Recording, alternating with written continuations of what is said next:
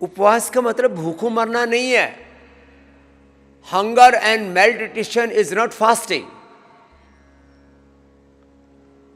आप डेली उपवास कर सकते हो, उसका नाम दिया इंटरमिटेंट फास्टिंग। जैसे हमने कल दोपहर खाया, अब आज दोपहर खाएंगे, तो हकीकत में तो हमारा बीच का कुछ औषध पान आदि, मान लो कुछ ऐसे ही, ये जड़ी बूटियों का जूस पी लिया या कुछ ऐसे, ये काढ़े आदि जो आपको पिलाते हैं।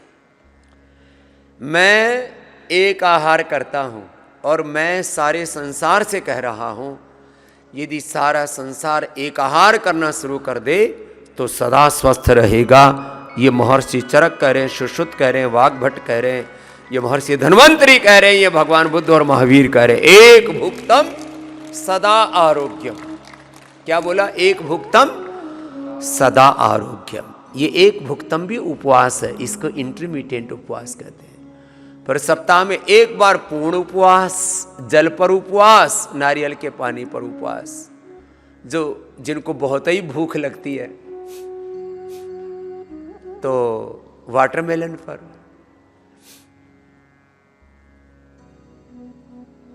जिनको पूरा फैट काटना है, फैट कटर का काम करता है, पाइनएप्पल पर उपवास, एप्पल पर उपवास।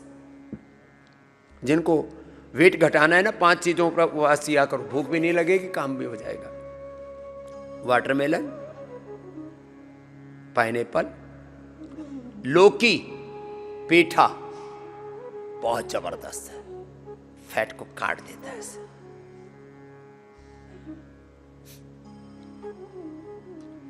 आंवला जूस, आंवला गर्म पानी में डालो, तेज गर्म पानी में, और थोड़ा सा हनी, ये 5 चीजों के ऊपर उपवास करना। आदमी को थोड़ा चेंज भी चाहिए ना, तो आप ऐसा 30 दिन तक उपवास कर सकते हो। मैंने 30-40 दिन ये उपवास किया, इसलिए कह रहा हूं। आप केवल वाटरमेलन पर, केवल आप लौकी पर, केवल आंवला पर, केवल त्रिफला पर, केवल पेठे के जूस पर, केवल अनानास के जूस पर, केवल नारियल पानी, केवल नींबू पानी, केवल मेथी का पानी, केवल मेथी का पानी।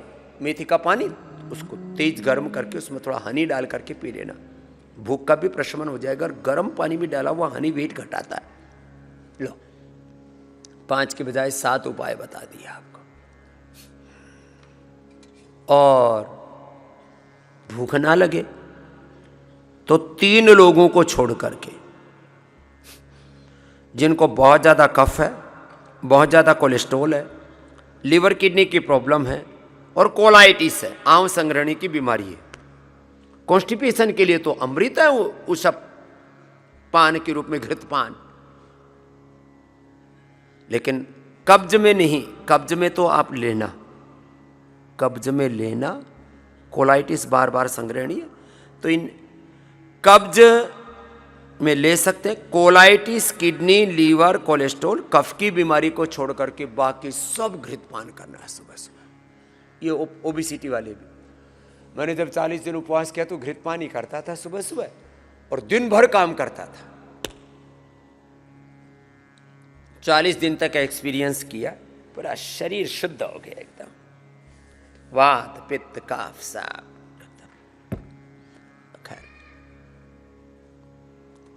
इंटरमिटेंट उपवास डेली, वीकली एक बार।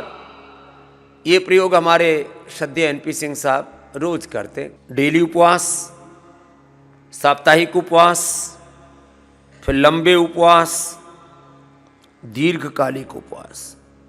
लंबे उपवास भी कराते हैं, डेली उपवास भी कराते हैं।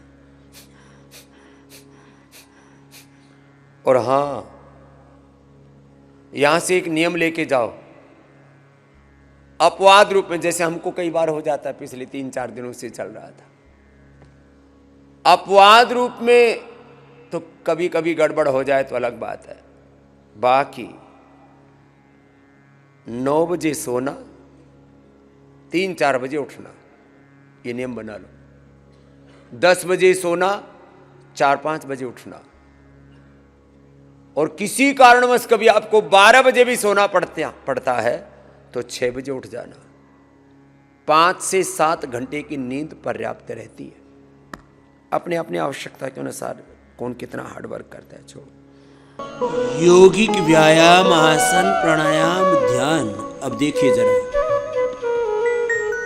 यद्यपि हम कहते हैं कि yoga, Ayurveda, naturopathy, Panchakarma, Shatkarma, medicated water, medicated food, fasting, उपवास, उपासना एक एक उपचार की पद्धति के 100 उपाय, 100 तरह की तो बस्ती करा देते हैं। 100 तरह से तो आपको पंचकर्म करवा देते हैं।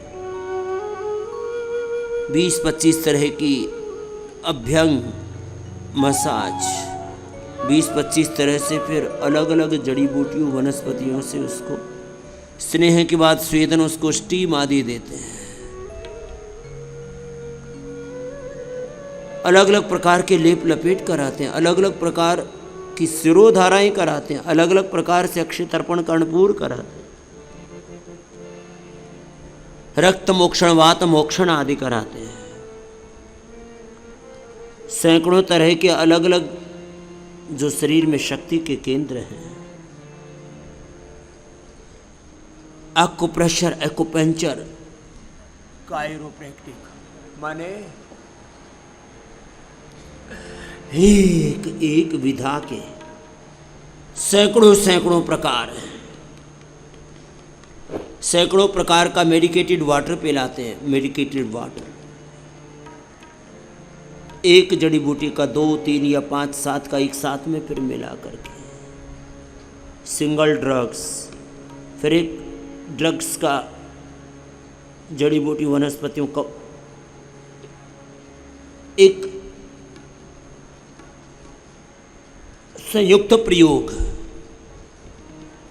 एक साइंटिफिक फार्मूलेशन बनाते हैं और उसके द्वारा हमने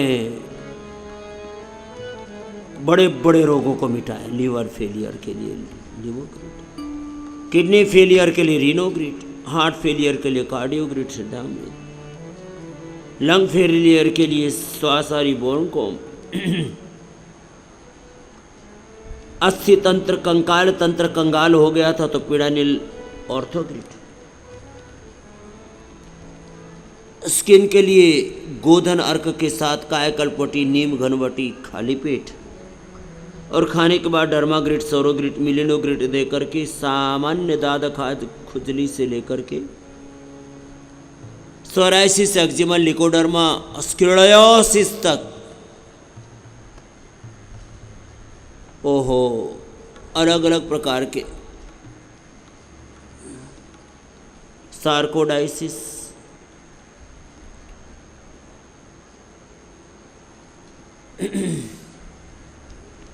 और अर्थराइटिस, स्क्लेरोसिस, स्क्लेरोडर्मा, बड़ी खतरनाक बीमारी है चर्म की, स्क्लेरोडर्मा। बीमारियों का कुछ नाम ही सुन के ऐसा लगता है क्या हो गया भाई। पूरी शरीर ऐसी चमड़ी ऐसे बसती है जैसे लोहा बज रहा। मंडूकासन लंबा, योग मुद्रासन भी लंबा। चलो महात्मा जी, गोमुखासन करो आप लोग। हाँ, मंडूकासन, योग मुद्रासन, अर्धमत्स्येंद्रासन, वक्रासन, गोमुखासन भी लंबा।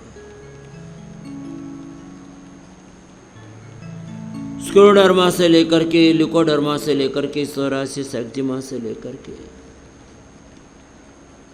फिर इनफर्टिलिटी में संतति सुधा, नारिकांति, दशमूल, फलग्रित।